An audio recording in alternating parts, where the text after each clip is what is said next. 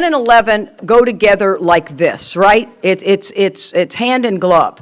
And one of the things about 11 is, once again, it is deeply misunderstood that it is the 10th step. I always like to tell people, when I call Marty with the 10th step, that's what we start out the conversation as. You should have 10-step buddies that are going to get you to see it from an entirely different angle and see where I made decisions based on self. I don't want you to start talking about what an idiot this guy is in the meeting because you don't like him either. We're in jail with that. So one of the things that you want to do is you want to realize when you're doing a 10th step, I call Marty, I'm looking for freedom, not just relief.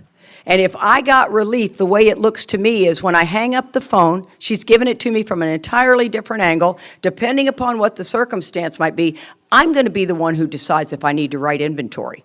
Okay? So I hang up the phone, and within 30 minutes, it's rattling around in my brain bad.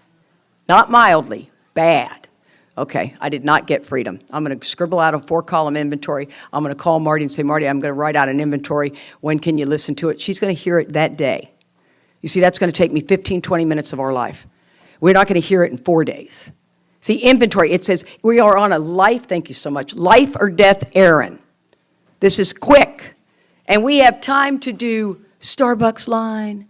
We have time to do all other things, but write a piece of inventory. Watch how things will step in your way to avoid writing inventory. So it starts out on the...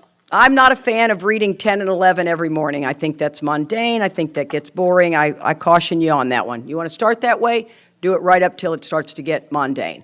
Any prayer repeated over and over and over and over again gets mundane. It's words. It's like How It Works. How It Works has some of the most profound things in it. And I swear to God, we're like, hey, there's Mary.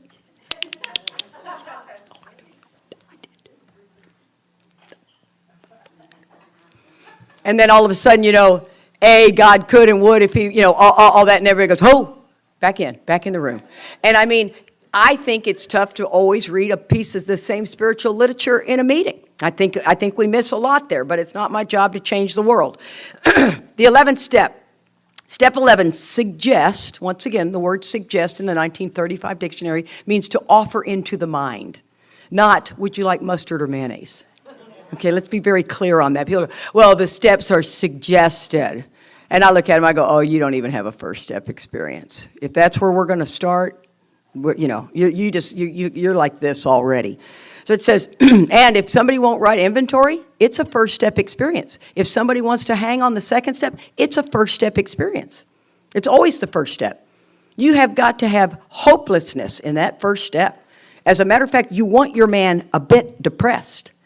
We're not over there going, your life is going to get so much better. It's going to do. No, we want him depressed because he's fixing to have to swallow and digest large chunks of truth about himself. So it says, suggest prayer and meditation. We shouldn't be shy on this matter of prayer. Interesting. I'm a huge fan of you finding a spiritual teacher. I tell people all the time, who is your spiritual teacher? And they go, well, my sponsor. I'm going, no, that's not what I'm talking about. I think you need to find Thomas Merton, Anthony DeMello, Emmett Fox. Who speaks to your heart? Eckhart Tolle. Oh, my God. I just got nothing. It was like, it felt like I was back in school.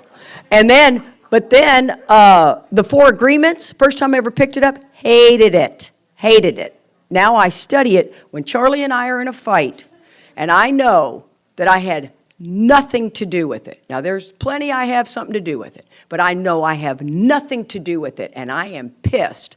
I go to the 4 Agreements and study it. I study the second agreement like crazy. And remember, I don't just read 5 pages. That is looking for knowledge. You must study. You read a paragraph, go back through, ask yourself what each line means to you, and it's got to settle in.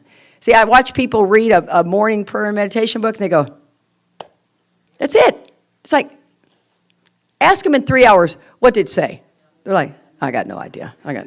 Well, because you didn't study it, you just read it. You got to study spiritual literature. And so it says, Suggest prayer and meditation. We shouldn't be shy on this matter of prayer. Better men than we are using it constantly. It works if we have the proper attitude and work at it. Now, here's the attitude. The attitude's on page 55. You do want to pay close attention to this attitude. You could have a whole meeting on this attitude. This is profound to me. And I think, didn't you go through the book and find all the word attitude? I remember Chad telling me that. Julie did that. Page 55. We can only clear the ground a bit. You see, all you have is this moment. I can't even guarantee you're going to make it to tomorrow. All you got's right now, this moment, right here, right now. That's why when somebody comes to talk to me, this is it. Now, if I realize you're going down 19 bunny trails, I'm going to tap you out. Boom, boom, boom, move on. Okay, this is now we're moving off what we're talking about. You see what I mean? There's 3 people standing behind you. I want to be present for everyone I'm talking to. I want to remember what they're saying because they might call me if I've made that plan. I don't want to just go through the motions of life. I want to be present in the life. Page 55, we can only clear the ground a bit. If our testimony helps sweep away prejudice. Oh my gosh, you guys, we are deeply prejudiced. Deeply. I don't even know I am until I'm starting to really see what bugs me. Enable you to think honestly. Once again, like I said earlier, that's assuming I have a little trouble in that area. Encourage you to search diligently within yourself. See, remember the steps tell us when, how, and why to take them. Our buddy Blind Dave does this really cool thing on a fountain. So you got a 3-tiered fountain, right? And, you got the pipe going up the middle, and the water goes to the top one and comes down, all the way down. And he says the top one is the evening review, right? There's where we're starting. And then the water runs down into On Awakening. And then there's that one. And then we take the big one is our drama of life, our 10th step, where we go out in life and watch. And the most important step, most important action to take, most people would think would be morning prayer and meditation. It's the evening review. See, you stick your finger in the top of that fountain, you stop the water because you didn't do the evening review. If you're doing On Awakening and you've not done an evening review, you're doing a feel-good morning. You're not bringing in your day from yesterday. What were your corrective measures? Did you answer the questions? What's going on? Instead, we're just looking to feel good. I call it chicken soup for the soul AA, man. I did it for a long time, and it worked right up until it quit working. And that day is not a good day, okay? So you got to know that if you're going to not have time for anything, do your evening review. Remember I told you about the swimming thing, and I just, oh, God, what a sport. Just hated it, still hate it. And I was on the swim team in school. But I could tell you a whole story about that. I just don't have time. It was once again where I decided to work an angle, and it backfired on me. Shocking. So one of the things, though, oh, my gosh, my brain is so fried. Keep focused, keep focused. Lost it. Duh! Evening review. Okay, so I don't like to swim, so I cannot do my evening review in the evening. I cannot do it. I tried, and I can't do it. Now, if I am really pissed, I can make myself do it. You know why? I'm sick of waking up at 3 o'clock in the morning pissed off. Sick of it. So I can do that. But Charlie and I have a big old fight. Come on, you guys. I mean, you're in a marriage. You fight. Let's call it what it is. People act like, they really have a hell of a time. No, we're just honest, okay? So if we have a bad fight at night, I have asked him, it's been on the list, please, let's clean it up before we go to bed. Selfishly, I don't want to go to bed pissed. I don't sleep well. I want to clean it up. I don't care if we got to do a do-over. I don't care. But his family was a family that never talked about anything. Head in the sand, teetotalers. There's some tough crowd. My family, you're yelling so loud the neighbors knew what was going on, right? The collision is going to happen here, right? Neither one of us is right. But you got to know what dog you're walking, okay? So one of the things is I just said, forget it. I'm doing it in the morning. So my love letters to God are my evening review. I mix two-way prayer and do all of that. I have a special little binder. As a matter of fact, it's funny, when we're having girls' conferences, we always like to say, some people are like, if all of a sudden I die in a car wreck, be sure and go home and get rid of my toys so my kids don't stumble on those. That's a little humbling, right? I say, go home, get all my evening reviews and burn them. Don't let anyone see my thoughts, right? And we have a rule in our house that you're not going to read each other's stuff. That's, what good is that? Why don't you just heap a fire on yourself, But so my love letters to God, I want to kind of tie this in. So and you know what? It's going to be personal to you. This whole thing is personal. Some people love silent meditation. I feel like I have ants crawling on me. I've tried it, and I have tried it, and I hate it. People go, well, you ought to try a silent retreat. I'd rather eat fire. Oh my God. Charlie and I did one, a little, all they were going to do is have a silent lunch at this monastery. And, and I was like, oh, I ain't doing it. I'm walking outside. I'm not doing it. I'm not going to be in here, and everybody's quiet. And he says, I go to the facilitator, and I said, so what if we want to talk? And he goes, well, you got to go outside. I said, okay, I got it, Charlie, I got it. I got to keep going. So he goes, so Charlie's like, oh, I definitely want a quiet lunch. And I'm like, oh, you're such a phony. Oh, yeah, Mr. Talker, go ahead. And I'm like, I don't want it. So I voted not to. So about 8 of us go in this little tiny room, and the rest of the people are in there silent. Alcoholics, silent. That's some of your best AA that happens over a bagel, okay? And so the next thing, by the end of the weekend, all of them are in our little closet room. Oh, you bunch of phonies. We're going to sit quietly. Charlie, though, he was sitting there, and when I walked in, he was like this. And I looked at him, I go, you are such a phony. And he goes, and he opened his hands. He was trying to soften the frozen butter in his hand. We start laughing, and I mean, it's like, get out of here. It's silent. Oh, my God. But I just don't do silent meditation. Great, groovy. If it works for you, I can do guided meditation. I can do my love letters to God, or my form of meditation. It says when we retire at night, we constructively review our day. Constructive means to examine thoroughly. So it doesn't say to write it, but I tell you, if you write it, it is profound.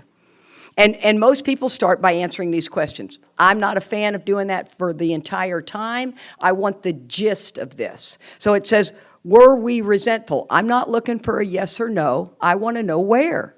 Once again, remember that 3rd and 4th column. We got to get some depth in this. Of course I was resentful. I'm a human being. People piss you off. Where? Well, let me think about it. Sometimes I have to look back at my phone and realize, where I went. And then sometimes I have to look at what sponsees I talk to. Trust me, the sponsees will piss you off. They're a lot of work, not all the time. But when they make me mad, I don't come at them. But I certainly need to, put it down. Where was I selfish, dishonest, and afraid? This can take it should take, I think, 15 minutes to write. And do we have 15 minutes just to get a relationship with the Creator? Yeah, throw that. Or we could binge watch some Netflix. Right? Or look at your phone.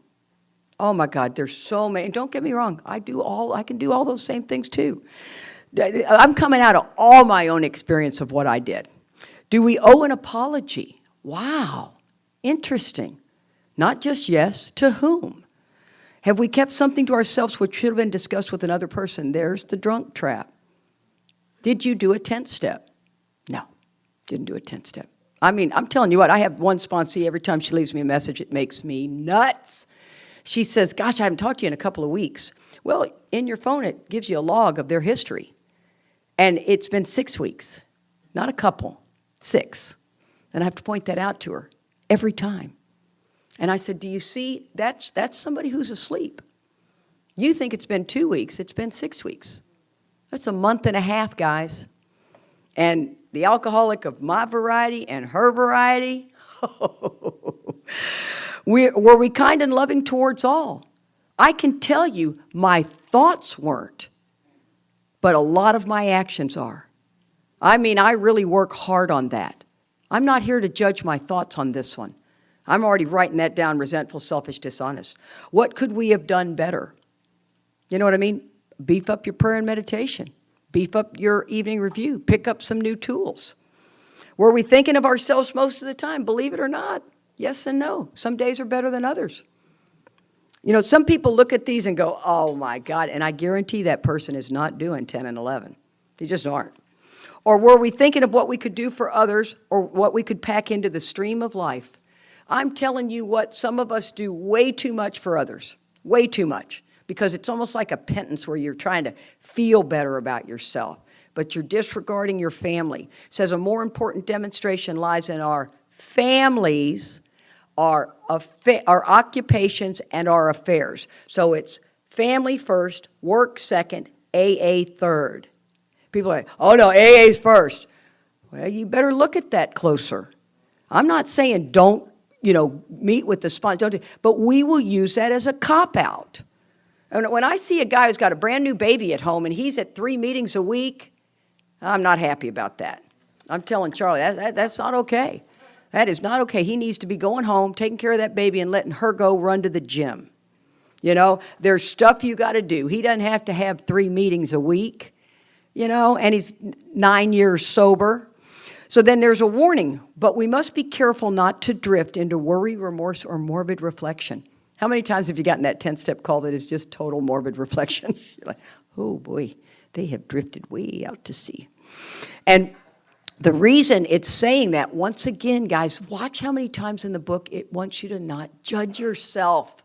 Stop judging. The minute you judge yourself, the ego has won. You are just in this mudslide. This is a to-do list to look at as to how you're showing up in the world. And if you sincerely want to change, sincerely, you will. But you have to do the discipline today. That's it. I don't care about tomorrow, just today. Tomorrow, just today. See, you get off into doing it I'm going to do it for 3 weeks. 3 weeks I'm going to do it. No, you've already set yourself up to fail. And then it says, why would we not want to drift into worry, remorse, and morbid reflection? For it to diminish our usefulness to others. Not that it'd make me feel like crap. Diminish our usefulness to others. All about others, others, others, others. After making our review, we ask God's forgiveness. Think about that. In your evening review, do you remember to do that? Very, very important. Because you see, otherwise that guilt, shame, and remorse come on us. God is like the Father who forgives all. He's given us that free will. We can go out there and just screw the whole world up. And we inquire what corrective measures should be taken. That means able to correct. That's what you're going to take into On Awakening. Crucial information. What is my corrective measure? Sit quietly. Do a couple of 2-minute breath relaxations. And listen, listen, listen. The still quiet voice talks like this. You need to call them. Go back and give them that back. Don't do that. They're not prepared. So what you're going to hear? On Awakening. Now here's clear directions. Remember when you hear people say, On Awakening is you need to listen. I misunderstood that. On Awakening, let us think about our 24 hours ahead. Okay, let's do that. That's my to-do list. I write down, there's a list sitting there. I'm deciding what I'm going to do, where I'm going to go, da-da-da-da. Now, I'm going to take that list with me every day. I may or may not finish it. But when I face indecision, I'm going to ask, when I'm paused, when agitated or doubtful, the list is with me. I'm like, God, I'm not going to be able to get those 3 things done today. And the truth is you don't have to, right? They're not urgent. I just want them off the list. So God says, 2 seconds, tells me where to go next. Okay, obviously you got somebody at the grocery store you want me to see. No doubt about it. No doubt about it. Heard it clear, loud, and clear. Because when you're unblocked, that voice is undeniable. So On Awakening, let's think about our 24 hours a day. And I'm constantly at it. I could be sitting in my breath meditation. All of a sudden, a thought pops up about who to contact. I just open my eyes, write it down real quick, go right back in. Out of sight, out of mind. It's on my list. It says, we consider our plans for the day. There's my pad. Before we begin, we ask God to direct our thinking, especially that it be divorced from self-pity, dishonest, and self-seeking motives. It does not say fear. The very first thing we suffer from is self-pity. Most of us don't even want to get out of bed. Some people are morning people, I know it, but some of us just don't even get out of bed. And it's a very, very interesting perspective and way to see the way he lays this out. So you ask yourself, don't just say those 3 things. You ask yourself, what does self-pity look like today? Well, there's my corrective measures. God dang it, Charlie and I are having a hell of a week, right? We're not getting along at all. As I've told you guys over and over, we were best friends for 20 years. I was his kid sister. It's like kissing your brother sometimes. And I love him. We're growing old together. I've never been happier in my life. But he bugs the crap out of me because he's like my brother. My brother can go, Kate! I'm like, do you have to use that tone? You know what I mean? That's what you do with a brother. Am I right? A sibling. They just bug you. And so that's where I go. It is what it is. I mean, I doubt many people have that dynamic. It's a doozy. So under these conditions, this is only if I've done what it's telling me. This is not no evening review. I wake up, I read this fabulous piece of spiritual literature. Oh, I feel the nearness of my Creator. Hand on the doorknob, game on. And I'm not 2 blocks away and I'm pissed. It says, under these conditions, which means state of mind, we can employ our mental faculties with assurance. It's under these conditions. After all, God gave us brains to use under these conditions. Our thought life will be placed on a much higher plane when our thinking is cleared of wrong motives or good motives. Let's not forget that one. In thinking about our day, now this is while we're in prayer and meditation, we may face indecision. Fair enough.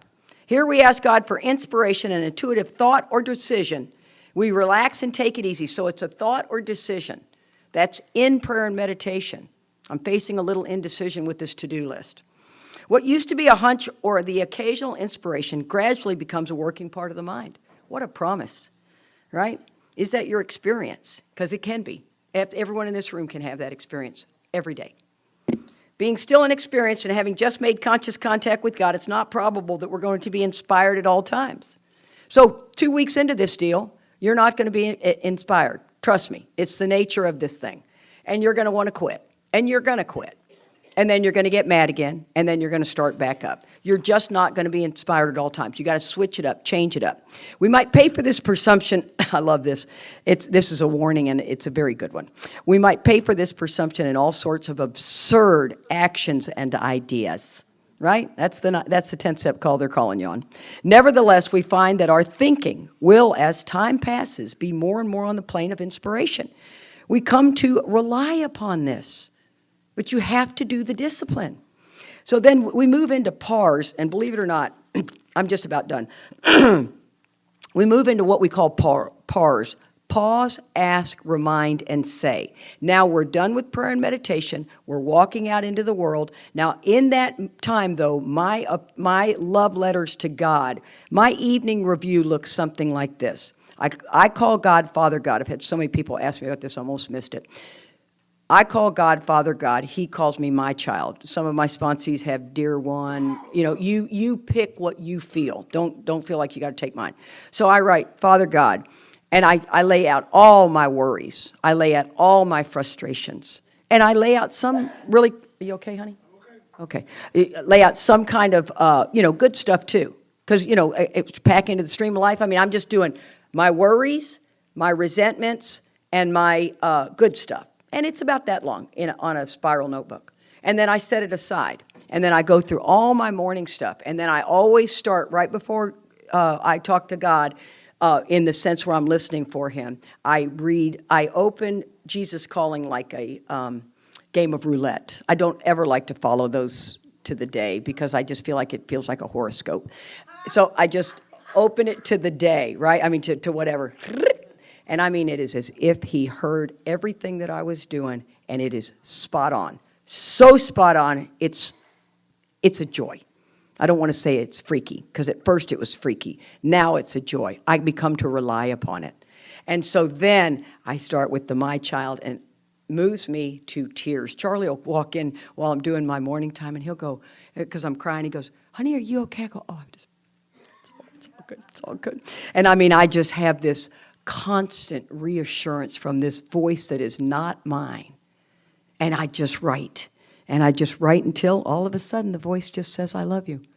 And it's fantastic, guys. Don't give it. If you get in the way of it, so what? Keep doing it. You'll beat the ego. It's a gift. It is the coolest gift. It's, two-way prayer was Henrietta Seiberling. That's how Alcoholics Anonymous started. She was told in her two-way prayer that somebody was going to send someone for Dr. Bob.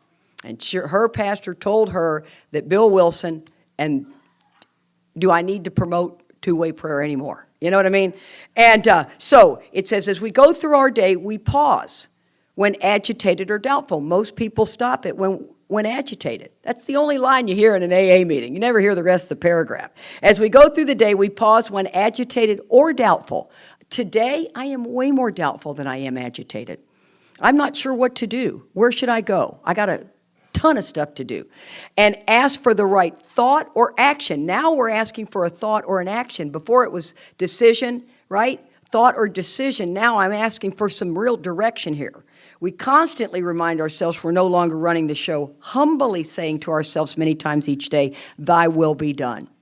And when I'm calling back sponsees, I've been here for the weekend, I guarantee I've got 27 calls to return.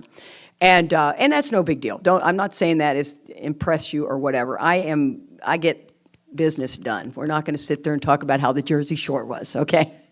We're going to just get business done. It's a 10-step. What are we talking about? 15 minutes for each person is basically what they get. I don't have set times. I'm not a fan of that. I don't even understand it, if you want to know the truth. But I want a 10-step call. And so I will have all of those things that I have to do, and I need to look at that list of people and ask God, who's first? And he tells me, who's first? I look through it, and he tells me who to do. Next one, who's next? And I just do one at a time. I don't get overwhelmed with it.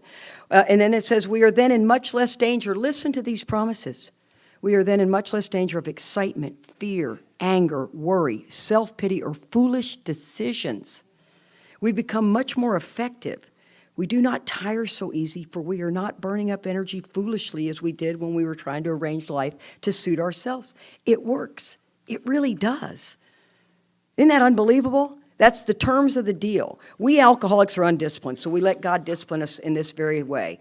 Looking at 10 and 11, the idea of watching for selfishness, dishonesty, resentment, and fear is much different than waiting for these to show up.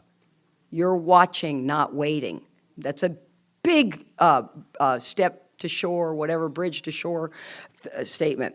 We're going to look at watch for the 4 things that crop up, check my work at the end of the day, corrective measures into on awakening, think about the 24 hours, consider our plans, divorce from self-pity, dishonest, and self-seeking motives. Remember, this is all about 2 steps forward, 1 step back. 2 steps forward, 1 step back. Bill said, at the hospital, I was separated from alcohol for the last time.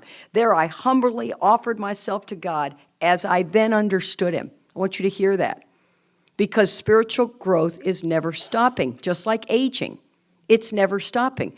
As I then understood him, you're going to continue to grow spiritually. Let that God of your understanding open up. Oh my gosh, before you know it, I've always leaned towards Western religion. I've just not ever had any luck with the Buddhism stuff. No big deal. That's just my choice. But I have grown so much in this relationship. It's incredible. Then I want to say, when you're turning your stuff, and this is kind of not ending quite as crescendo-y as I would have liked, but here we go. It's our first one back after 2 years. I'm like, okay. One of the things I like, oh my God, lunch is in 7 minutes, is when you're doing the affirmative prayer, right, in the 10th step, you're watching for these negative thoughts and you're going to affirm, right? Affirm, affirm, affirm. Mark Houston gave me affirmative prayer. I thought it was the stupidest thing I'd ever heard. But once again, I told you I come from the school that if you tell me to do it, I'm going to do it. I had a huge problem. And he took 15 minutes of his time. It was very respectful. I saw that he came out of work, yada, yada, yada. And I went home and did it. And within 2 days, my world absolutely changed. And I'm telling you guys, you got to try it. And don't watch what the ego's going to do. It's going to try to destroy you and not do it. So one of the things that I say that my job is, and God told me this straight from his mouth to my ear, he said, you get these people back in touch with their families. This is all about families reuniting. If that makes the skin crawl on you, I get it, right? All about families coming together. You see Danny when he was sharing? You know why? He's coming to the end of his life. You don't want to be 78 years old and not have cleaned it up. You missed the window. You want to do this now. It's all about family. So please don't go out, though, and try to mend it with no direction. So these are 2 affirmative prayers, and I swear to God, Jimmy, I'll be done. I know we got lunch, and I don't want to upset him. This was a gentleman in Toronto, and it's a little wordy, but I'll go through it quickly. My experience with positive prayer. In my early recovery, I had occasion to attend a day in the steps. At this session, I had the opportunity to speak to Katie about my relationship with my estranged son, Tom. I get pretty emotional with some of these because I get them all the time, and they're remarkable. I explained that in my addiction, how I had abandoned my 3 children from 94 to 2010. That's a big deal. Then, December 4th, 2010, it happened. A piece of my life started to come back together. On the relationship level, I had reconciled and did amends with my son, Nick, and my daughter, Avery. Yet there was one dark and ominous cloud in the sky in my world that I had not reconciled with my son, Tom. His brother, sister, and mother had unannounced to me. His brother, sister, and mother had, unannounced to me, approached him to encourage him to consider reconciling. Oh, I see. They went behind his back. And over and over and over. The next time I see the bastard, my son says, the next time I see the bastard, I'll piss on his grave. That's always a good relationship with father and son. I shared this with Katie, who suggested I used a process called positive prayer and be delighted in the use of this powerful spiritual tool on a daily basis. She explained and gave me examples of how this would help her and help others, and I left with the decision to commit to this process. From that day forward, I did 5 minutes of positive prayer every day, 7 days a week. That prayer started with a brief moment of silence to focus. Then I visualized my son and I on the first tee of the Pleasant Valley Golf Course in St. Thomas, Ontario. In my vision, we had then played the first 3 holes each day. The sun was always shining, and our interaction experience very positive. That usually took about 3 minutes, and for the remaining 2, I asked a power greater than myself to send positive energy to my son Tom and to look over him and keep him safe. Some days were better than others. You hear that? So know that. Some days were better than others, but I was not obsessed with the issue of reconciling with my son. Then in February 2013, my phone pinged indicating I had a message to read. When I checked the message, it was a Facebook friend request, and it was from my son, Tom. I was spiritually and physically numb at this miracle, and the shock of receiving this was, for me, several days. The relationship moved slowly with occasional messages. That was all his son was willing to do. He didn't come at him as, vavoom. The positive prayer continued. My daughter got married in August of 2014. I was involved in building a deck. The gift of being able to be a part of this process was certainly not lost on me. However, there was a glitch. My son, Tom, refused to travel to the wedding because I was going to be there. I offered to my daughter, please let me step aside, which is what we should do, right? The day before the wedding, I was at my daughter's home and reinstalling a bedroom door. I was on my knees in the hall, just at the lower hinge. I had the sense of somebody entering the hall from the kitchen, but I did not look up. I then heard a voice. Hey, old man, are you sure you know what the hell you're doing? I did not recognize the voice, and I glanced up. And in the moment, my body went numb. There before me stood my son, Tom. I would like to say that I maintained my composure and gracefully got to my feet, greeted my son with some crazy fatherly greeting. However, the reality was a complete loss, and I broke down crying. I hugged him tighter than I can ever remember hugging anyone in my life. I blabbered on. I was happy to see him, and yada, yada, yada. The next couple of hours, we worked together preparing yard signs, carpentry, touch-ups, all of these things. At one point, I turned to him and said, can we talk? To which he replied, yes. We found a bench in the yard. It was there with 20 to 30 friends and family members working around us that I was able to do my amends to my son, Tom. Regardless of all the people and activity around us, it felt like it was just he and I. I did my amends and ended it with the statement, if I have harmed you in any other way, please tell me and let me know how I can balance the scales. How can I set things right? To this he responded, why don't we just take it from here and see how it goes? We again hugged, and I told my son I loved him. If this story had ended there, it would have been an incredible miracle, way above my pay grade. Over the past 5 years, Tom and I have deepened our relationship. This past July, my wife Elaine and I traveled to see Tom. We spent a week with Tom and his fiancée Jennifer. What a gift. All of that because of positive prayer and a definitely inspired spiritual program of recovery. I truly believe that this to be true. So simple, yet so complex. But it works, and I have the experience to show it. I have seen it happen in others as well. And oh yes, the visualization on the first 3 holes of Pleasant Valley Golf Course, well, Tom and I went golfing for the first time ever in Dawson City, and he kicked my ass. While I never remembered that in my positive prayer,